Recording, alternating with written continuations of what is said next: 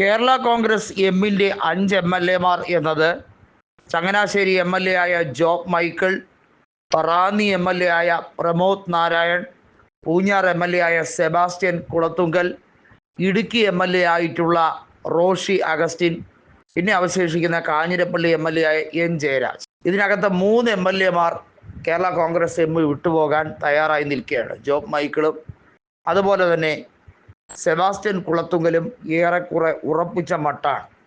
BJP-യുമായി സഹകരിക്കാനുള്ള Jose K മാണിയുടെ നീക്കം എന്തു തന്നെയായിരുന്നാലും അതിനെ അംഗീകരിക്കാൻ കഴിയില്ല എന്നവർ ഉറപ്പിച്ച് പറഞ്ഞിരിക്കും.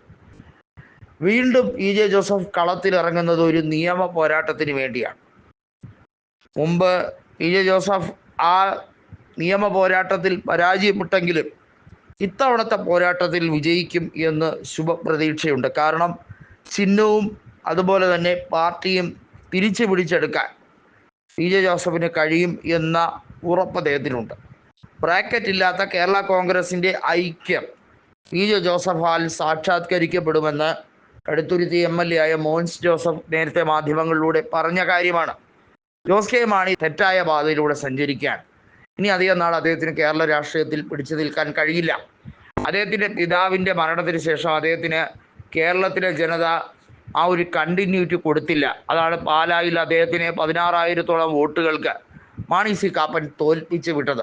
മാണി സി കാപ്പനും അതുപോലെ തന്നെ തിരുവനന്തപുരം MLA ആയിട്ടുള്ള ആൻ്റണി രാജുവും അടക്കം നിരവധി പേർ ജോസഫ് ഗ്രൂപ്പിലേക്ക് ചേരുകയാണ്. അത്തരത്തിലൊരു വിശാലമായ കേരള കോൺഗ്രസിനെ പടുത്തുയർത്താൻ വേണ്ടിയുള്ള ശ്രമമാണ്. നമുക്കറിയാം PC ജോർജ് അടക്കമുള്ളവർ മാത്രമാണ് PJ ജോസഫിനെ മുന്നണിയിൽ നിന്നുകൊണ്ട് വരെ അള്ളുവെച്ചിട്ടുള്ള വ്യക്തി. PS സർക്കാർ ഭരിച്ചിരുന്ന കാലത്ത് പോലും PJ ജോസഫിനെ താഴെ ഇറക്കാൻ അപഖ്യാതി പടർത്തിക്കൊണ്ടിരുന്നത് PC ജോർജും സംഘവുമായിരുന്നു. മോശമായ പരാമർശങ്ങൾ ഉൾപ്പെടെ PJ ജോസഫിനെതിരെ നടത്തിക്കൊണ്ടേയിരുന്നു. അദ്ദേഹത്തിന് മന്ത്രിസ്ഥാനം രാജിവെക്കുന്നതിന് മുഖ്യ കാരണക്കാരനായത് PC ജോർജ് ആയിരുന്നു എന്നുള്ളത് വളരെ വ്യക്തമായിരുന്നു. വാസ്തവത്തിൽ അന്നൊക്കെ PC ജോർജിൻ്റെ ഈ അള്ളുവെപ്പ് കെ മാണിക്ക് വലിയ താല്പര്യമുള്ള വിഷയമായിരുന്നതായി പലപ്പോഴും മാധ്യമങ്ങളിലൂടെ പറയാറുണ്ട്.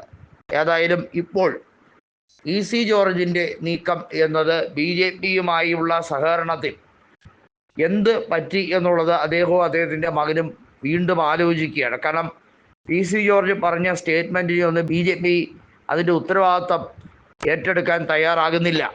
മുസ്ലിം വിരുദ്ധത ശക്തമായി പ്രകടിപ്പിച്ച PC ജോർജിനെ അറസ്റ്റ് ചെയ്തപ്പോഴുൾപ്പെടെ BJP നേതാക്കൾ അതിനെ അപലപിച്ചുവെങ്കിലും അദ്ദേഹം പറഞ്ഞ സ്റ്റേറ്റ്മെൻറ്റ് ശരിയാണ് എന്ന് ഒരിടത്തും ഒരു BJP-കാരനും പറയാത്തത് വലിയ രീതിയിൽ ചർച്ചയായിരുന്നു. ഏതായാലും ജോസ് കെ മാണി ഇപ്പോൾ അങ്ങോട്ടേക്ക് പോകുമ്പോൾ കേരളത്തിലെ അദ്ദേഹത്തിൻ്റെ ഗ്രിപ്പ് എന്നേക്കുമായി നഷ്ടപ്പെടുന്നതിൻ്റെ തെളിവാണെന്ന് PJ ജോസഫ് പറയുകയുണ്ടായി.